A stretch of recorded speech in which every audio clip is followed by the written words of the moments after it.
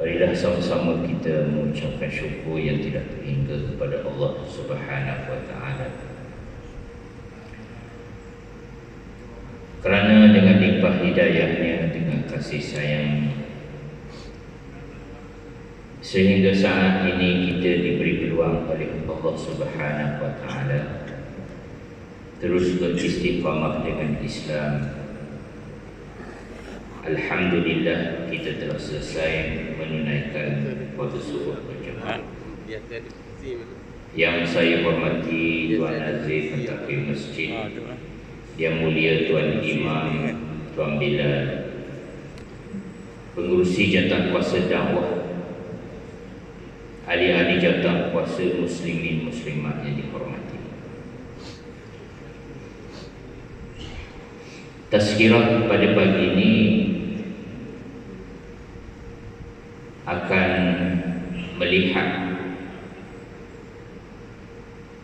dan menganalisis satu peristiwa yang berlaku lebih kurang 70 ke 80 tahun yang lalu. Ketika berlakunya Perang Dunia yang kedua, pencetus peperangan di Eropah, seorang pemimpin yang bernama Adolf Hitler telah melakukan genosid, pembunuhan beramai-ramai ke atas orang-orang Yahudi Ahlul Kitab.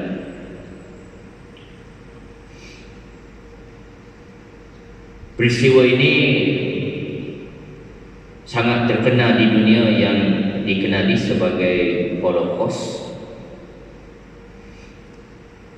Dikatakan 6 juta orang-orang Yahudi telah dibunuh oleh tentera Nazi pimpinan Adolf Hitler.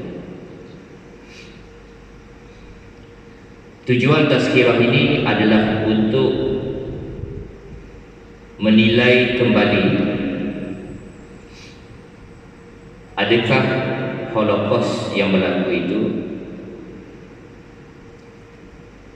sesuatu yang realiti, dan sekiranya ia berlaku, apakah sebab Adolf Hitler membunuh Yahudi? Sebagaimana yang kita fahami bahawa sejarah ini biasanya ditulis oleh pihak yang menang. Di dalam peperangan dunia kedua, pihak yang menang itu adalah kesatuan Anglo-Saxon, Amerika dan Britain, dan mereka lah yang menulis sejarah. Kita digambarkan bahawa orang-orang Yahudi telah dizalimi, mereka telah dibunuh dengan cara yang tidak wajar oleh Adolf Hitler, dan Holocaust ini seolah-olah menjadi satu propaganda Yahudi untuk menarik simpati terhadap dunia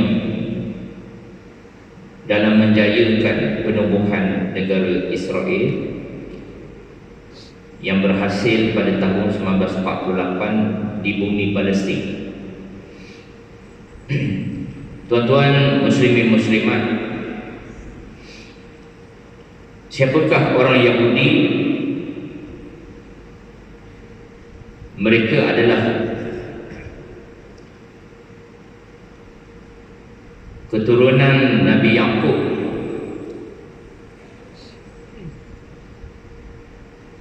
dan mereka menyatakan bahawa mereka adalah umat pilihan di atas nama Tuhan.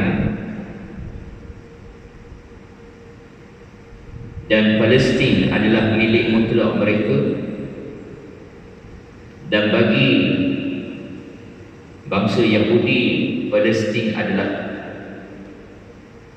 tanah yang dijanjikan oleh Tuhan, the promised land, dan mereka akan mempertahankan bumi Palestin ini walaupun dengan air mata dan darah. Sebenarnya tuan-tuan muslimin muslimat, Yahudi adalah bangsa yang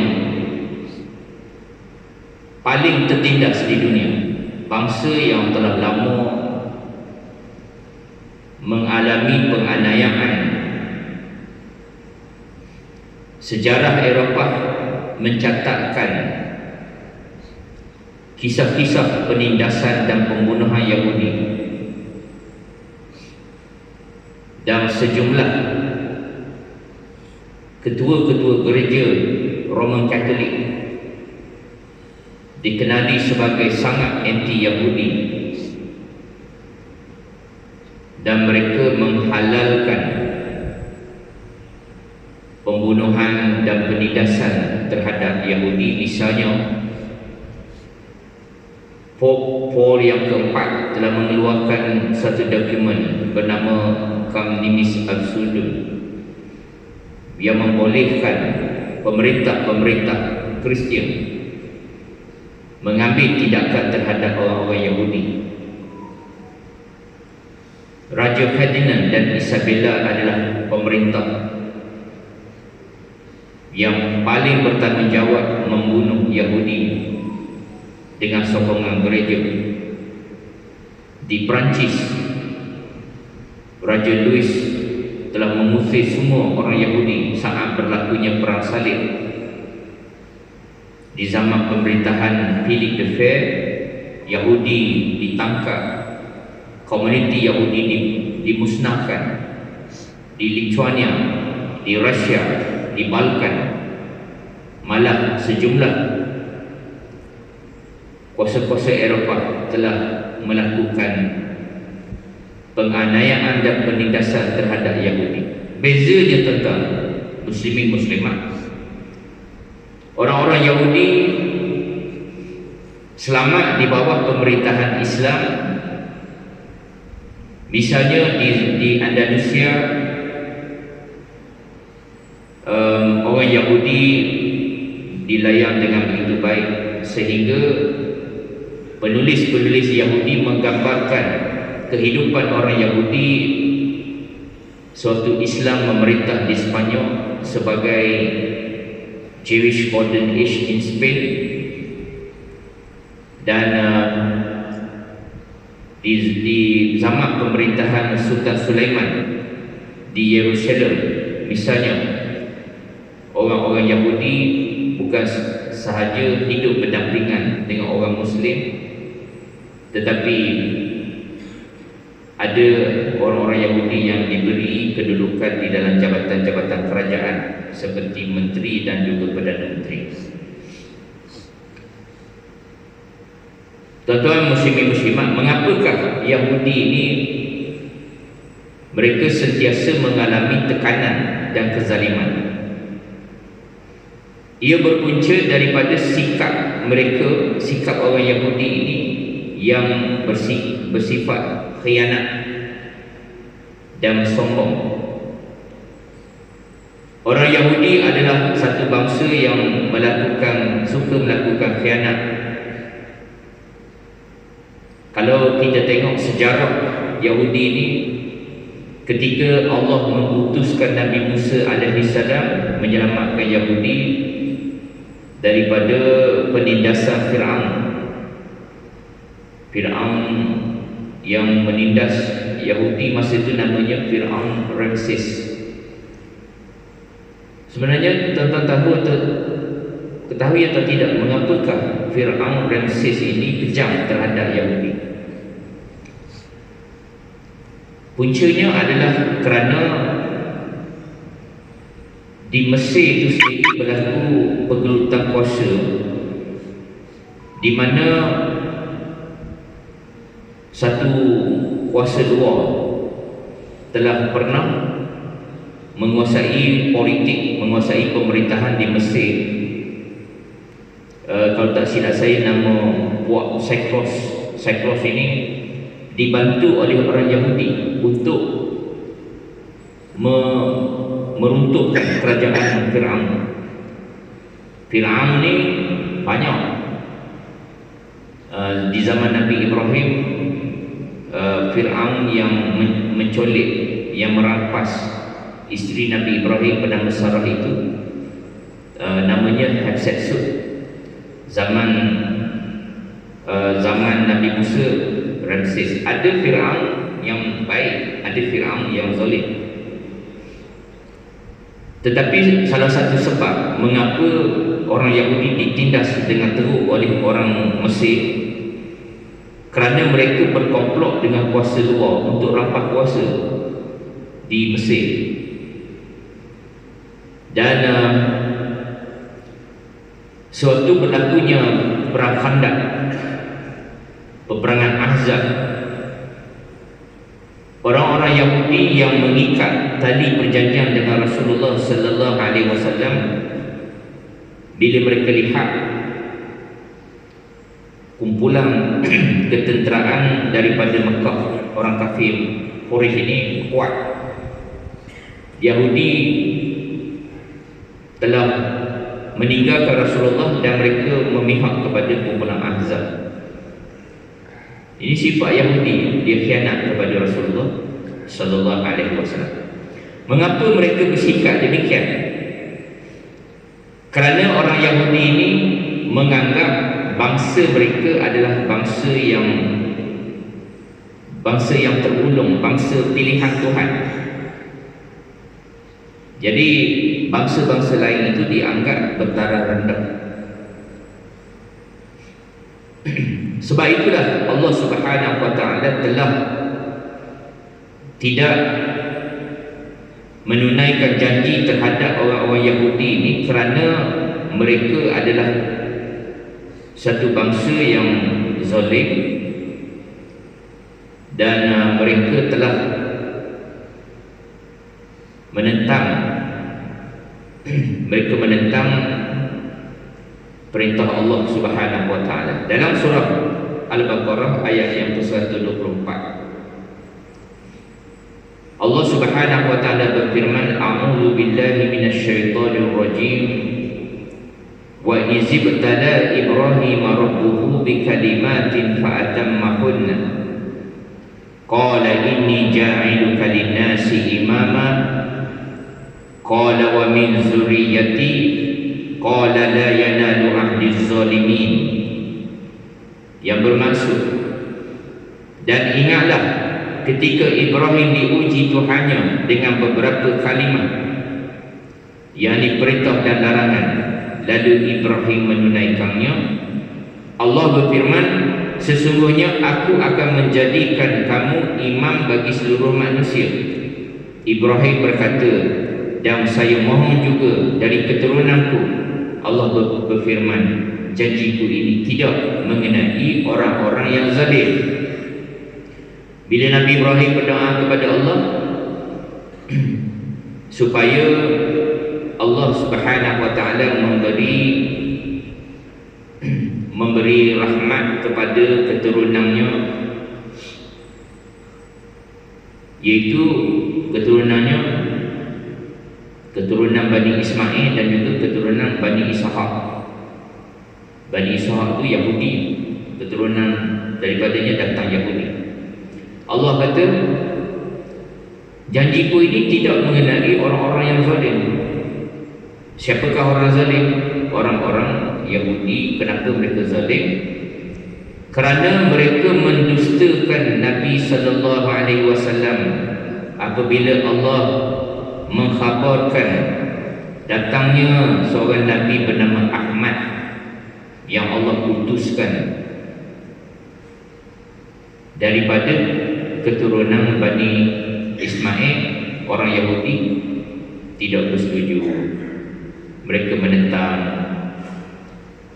Allah Subhanahu wa taala berfirman, a'udzu billahi minasyaitonir rajim, ya ahlal kitab lima talbisun lima talbisunal haqqa bil batil wa taqtumunal haqqa wa antum ta'lamun. Wahai ahlul kitab, mengapa kamu mencampur adukkan yang hak dengan yang batil dan menyembunyikan kebenaran padahal kamu mengetahuinya?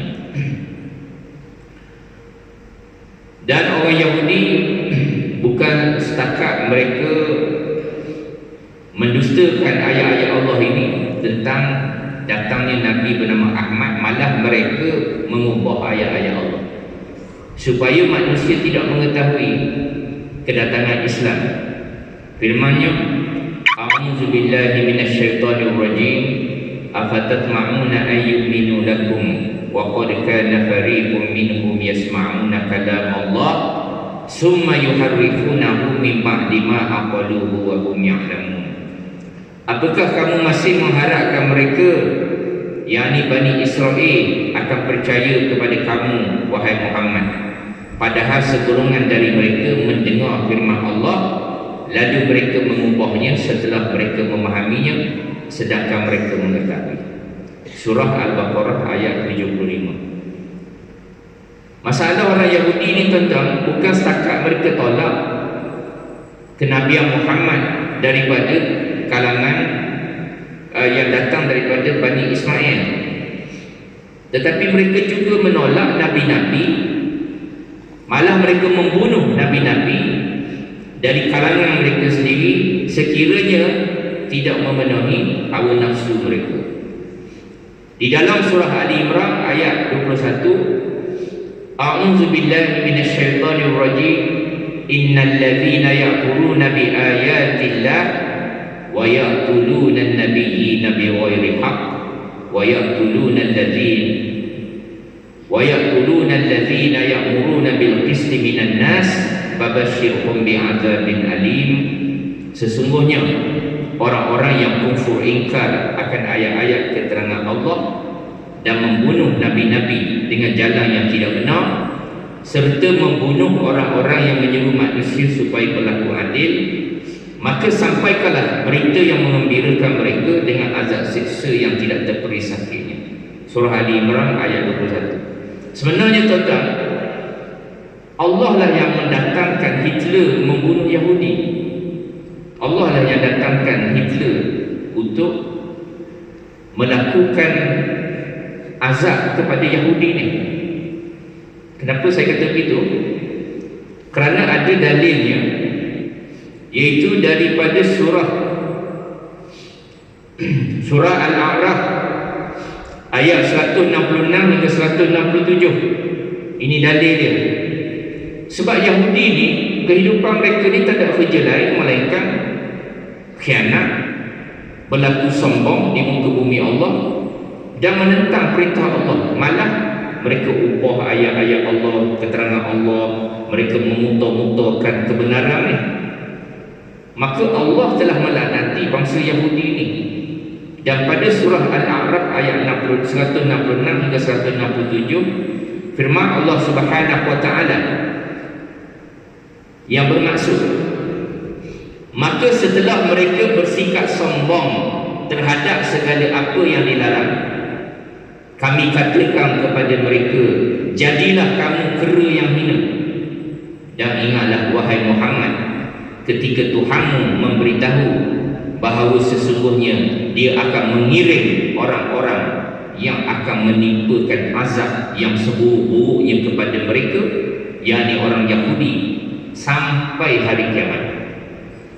Maksudnya belum kiamat lagi, di muka bumi ni Allah hantar orang-orang untuk menimpakan azab kepada mereka. Sesungguhnya Tuhanmu sangat cepat siksaannya, dan sesungguhnya Dia Maha Pengampun lagi Maha Penyayang. Apa maksud siksaan? Yahudi ditentang semasa dianiayai oleh Hitler. Hitler ni, tentera dia bukan setakat bunuh dengan tembak saja. Ada satu tempat di Austria namanya Auschwitz. Di Auschwitz ini, pasukan Nazi Jerman ini, dia nak bunuh Yahudi ni, dia tak guna senjata api lah. tetapi dia muatkan orang-orang Yahudi ini dalam keadaan mereka telanjang, dimuatkan dalam berabuk-berabuk kereta api yang panjang. Dan di Auschwitz ini ada satu terowong yang panjang, sebab di Austria tu dia negara gunung-gunung, gunung ganang. Jadi semasa kereta api itu masuk ke dalam terowong itu, Yahudi di dalam gerabak-gerabak ini diracun dengan gas yang boleh mematikan mereka. Ini penyiksaan tuan-tuan, sebab gas ni dia tak serta-merta mati, dia akan menderita. Itu adalah bentuk-bentuk seksaan yang Hitler buat terhadap orang-orang Yahudi. Sebenarnya orang pertama yang Allah hantar untuk menyiksa Yahudi ini berlaku ratusan tahun sebelum kelahiran Nabi Isa AS. Dah berlaku dah. Nama raja ni Raja Nebuchadnezzar, Raja Babylon. Lokasinya di Iraq, negeri Iraq hari ini. Nebuchadnezzar ni sebenarnya Iraq ni jauh dengan Palestin, jauh dia. Tapi Nebuchadnezzar ni dia datang ke Palestin, dia telah menyerang dan menawang semua orang Yahudi ni. Selain daripada dibunuh, seluruh orang Yahudi dibawa balik ke Babylon untuk dijadikan hamba abdi. Dan rumah ibadah Nabi Sulaiman, Haikal Sulaiman itu pertama kali dimusnahkan oleh Nebuchadnezzar. Jadi runtuhnya rumah ibadah Nabi Sulaiman kali pertama berlaku oleh Raja Babylon. Kemudian berapa ratus tahun selepas itu, untuk kali yang kedua, Raja Rom, Empire Rom datang menjajah bumi Palestin dan meruntuhkan rumah ibadah Nabi Sulaiman bagi kali yang kedua. Rumah ibadah Nabi Sulaiman ni, orang Yahudi kalau tentang baca dalam penulisan orang barat disebut The Temple of Solomon. The Temple of Solomon tu pada mereka ni, mereka kata kuil Nabi Sulaiman. Sebenarnya itu adalah Masjidil Aqsa, Masjidil Aqsa. Yang Nabi Sulaiman buat tu, rumah ibadah tu, itu Masjidil Aqsa yang terletak di atas tapak Al-Ihram Al-Syarif sekarang. Jadi tuan-tuan jangan salah faham, Masjid Aqsa yang berada di Palestin sekarang ni, yang itu bukanlah Masjid Aqsa yang dalam pengertian dalam surah Al-Isra ayat yang pertama. Sebab Masjid Aqsa yang ada sekarang ni itu dibina pada zaman pemerintahan Khalifah Umar Al-Khattab. Sebelum Umar Al-Khattab menjadi khalifah, Masjid Aqsa tu tak ada lagi. Kubah Syakrah tu pun tak ada lagi. Sebab Kubah Syakrah itu dibina pada zaman zaman Bani Umayyah, di zaman pemerintahan Sultan Marwan, namanya Marwan. Jadi semasa Nabi SAW melakukan Isra daripada Mekah ke Baitul Maqdis itu, Masjid Aqsa saya tak ada lagi. Tapi Allah dah sebut dalam ayat itu. Bismillahirrahmanirrahim. Subhanalladzi asra bi 'abdihi lailan minal masjidil harami ilal masjidil aqsa. Maha suci Allah yang memperjalankan hamba-Nya daripada Masjid Haram, daripada Mekah tu ke Masjidil Aqsa, ke Masjidil Aqsa. Masjid Aqsa di Palestin. Masa itu mana ada lagi Masjid Aqsa. Jadi Masjidil Aqsa tu sebenarnya merefer kepada Al-Ihram Asy-Syarif, satu komplek yang hari ini orang Yahudi dengan penuh iltizam mereka nak rampas tapak tu sekarang yang kata Masjid Aqsa ni, dan juga Kubah Syakrah tu, ia terletak di timur Baitul Maqdis. Jadi tuan-tuan, kenapakah Hitler membunuh Yahudi? Itu soalan dia. Kita digambarkan bahawa Hitler ni seorang pemimpin yang diktator yang begitu zalim, yang begitu jahat, dan kita termakan dengan propaganda tu.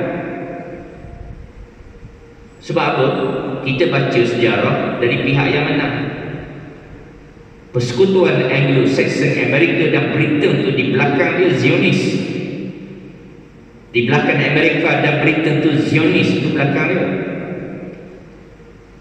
Tapi kita seolah-olah pro kepada Amerika sebab dia pihak yang menang. Buktinya tengoklah kalau filem-filem Hollywood filem-filem peperangan tu, kita mesti sokong Amerika, kita tak sokong Jerman. Kita nampak Jerman tu jahat. Sebenarnya tuan-tuan tahu tak siapa sebenarnya Hitler? Hitler ni, siapakah Hitler? Hitler ni, dia datang daripada keturunan, sebab orang Jerman ni dia banyak puak. Dia banyak puak orang Jerman ni. Dia ada orang Goth, orang Wendel, orang Ostrogoth, Wisogo, banyak, Frank. Jadi orang Jerman ni unik, tuan-tuan. Orang Jerman ni sangat unik. Dia satu bangsa kulit putih yang berbeza dengan bangsa-bangsa kulit putih lain di Eropah. Sebab apa? Sebab orang Jerman lah satu-satunya bangsa Eropah yang tak terpengaruh dengan Trinity. Suatu Kristian berkembang di Eropah, majoriti daripada orang-orang Eropah ni, mereka percaya kepada Trinity, tetapi tidak bagi orang Jerman. Maksudnya orang Goth, orang Wendel, orang Lombard, Visigoth dan Ostrogoth ni suku-suku Jerman ni, mereka sebenarnya menganut fahaman, satu fahaman yang dipanggil Arianism. Arianism ni satu fahaman yang dibawa oleh seorang padri Unitary, padri yang menentang Trinity. Pada tahun 325 Masihi, dia menentang Trinity, namanya Arius. Arius ini daripadanya datang Arianism, dan fahaman Arianism ini berkembang di Jerman, dan orang Jerman sebenarnya menganut fahaman Arianism, iaitu fahaman yang sama dengan mazhab yang dianuti oleh Waraqah bin Naufal. Waraqah bin Naufal, tuan-tuan kenal kan Waraqah Naufal? Siapakah Waraqah bin Naufal? Sepupu isteri Nabi sallallahu alaihi wasallam, iaitu Sayyidatina Khadijah radhiyallahu anha. Semasa Nabi dapat wahyu di Gua Hira, Khadijah lah yang bawa Nabi bertemu dengan Waraqah. Siapakah Waraqah? Wa kana rajulun qal akma, seorang lelaki yang matanya buta. Khadijah beritahu kepada Waraqah ni Nasrani. Dengarlah, ya na'am, wahai sepupuku, dengarlah. Muhammad mengatakan ada makhluk jumpa dia, peluk dia. Jadi bila Nabi cerita kepada Waraqah ini, Waraqah bila dengar cerita Nabi, Waraqah pun tahulah inilah Rasul yang disebut di dalam kitab-kitab Yahudi dan Nasrani. Jadi semasa Waraqah wafat, Waraqah mati, Nabi Muhammad belum angkat risalah. Nabi belum angkat risalah lagi. Waraqah mati dulu. Dan sahabat-sahabat kata Waraqah ni masuk neraka sebab dia Kristian. Sahabat kata sebab dia Kristian, dia masuk neraka. Nabi pun berbetul. Sabda Nabi sallallahu alaihi wasallam, la tasubbu Waraqah bin Naufal fa inni qad ra'aitu lahu jannah aw jannataini. Janganlah kalian mencaci maki Waraqah, sebab aku telah lihat satu atau dua syurga baginya. Waraqah ni dia bukan Trinity, dia bukan penyembah Nabi Isa, dia menyembah Allah. Sama dengan orang Jerman ni, sama dengan puak-puak Jerman ini, di mana mereka menganut fahaman Arianism, itu satu daripada cabang ajaran asal Nabi Isa alaihissalam.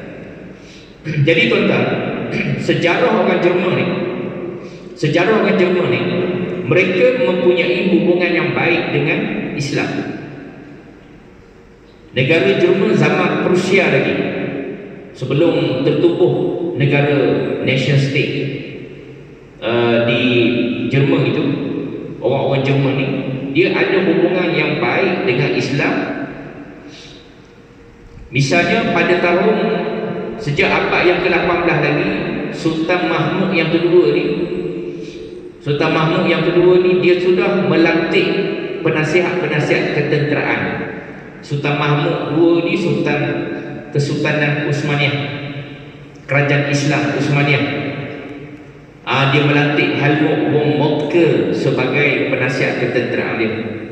Di zaman Sultan Abdul Hamid II, dia Otto von Bismarck, pemimpin Prussia yang menyatukan Jerman, telah menawarkan nasihat ketenteraan kepada Jerman. Ada lagi Holman von der Goltz, pengarah Akademi Ketenteraan Turki. Malah tuan-tuan, Maharaja Jerman sendiri, Raja Wilhelm adalah raja yang sangat berminat dengan Islam. Malah beliau ni suka pergi ke Palestin. Mereka mengagumi Palestin, seni benanya, sejarahnya, sehingga Maharaja Jerman ini disebut Haji Wilhelm. Dia panggil Haji Wilhelm, satu gelaran orang-orang Palestin bagi kat dia. Jadi tuan-tuan, hubungan akrab di antara Jerman dengan Kerajaan Uthmaniyah ini direalisasikan dalam Perang Dunia Pertama. Dalam peperangan Dunia Pertama, Turki bersekutu dengan Jerman. Dan Jerman ni tuan-tuan, dia telah mengalami kekalahan dalam Perang Dunia Pertama.